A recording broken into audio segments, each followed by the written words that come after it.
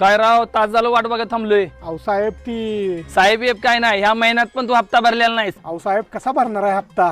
पावसामुळे सगळी पिकं बाद झाली ती. तसलं काय सांगू नको. आता तुझ्या घरावर तुझ्या शेतावर आमची बँक जप्ती आणणार आहे. अहो साहेब ऐका की, दुर्गा माते रानातलं सगळं पीक जुळून गेले. आता मी बँकेचं कर्ज आणि माझ्या पोरगीचं लग्न कसं करू? आता या सगळ्या एकच पर्याय.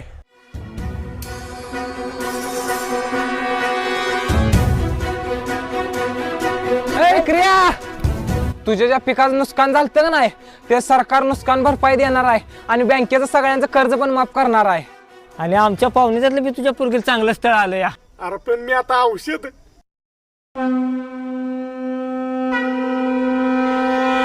आणि औषध काय? काय नाही.